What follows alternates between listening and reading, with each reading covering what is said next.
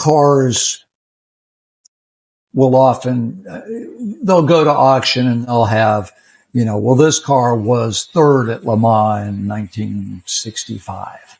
And so the provenance of that car is important. And so we've recorded that history so that we know if a different car was being offered with a finish in a race that was not correct, we know it. And often, companies will contact us. I get contacted from people all over the world who are looking for history on a car. So typically they're thinking of buying a Ferrari, may or may not have had significant history. Has the car ever been crashed? Was it at a race? What's the history of the car? Because the provenance of that car has become more important in modern times now. Yeah, I mean, a good example is a car that's coming up pretty soon. That's won the 66 Le Mans, the yellow.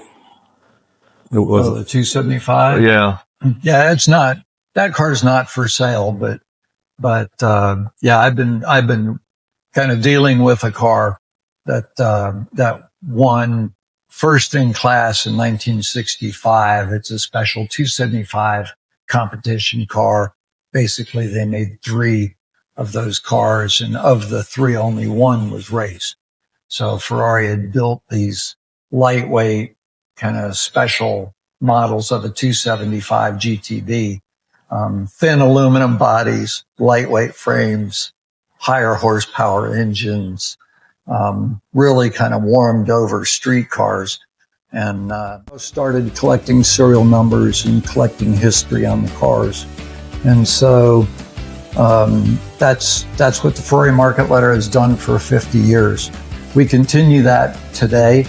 And so as technology gets better, then we find new ways in order to archive information. So originally, Gerald wrote things down on a 3x5 card and had file cabinets with 3x5 cards in it that he'd written down that he had spotted this car, and these were the colors, and this was the mileage, this was the owner, and kind of before anybody really kind of tracked that stuff. And that's all what we call train spotting. And train spotting came from an English term because people would sit next to the railroad tracks and they would write down the numbers on the locomotives and on the box cars or the passenger train cars.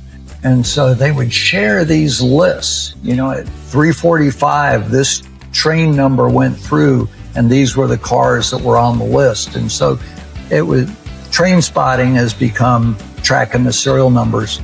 So one of the things that we've done recently, and I say in the last decade, is we take photographs of races that either are in our archives or, elsewhere. If I find an old road and track and it's got an article or a picture of a race car, I can scan that and record that.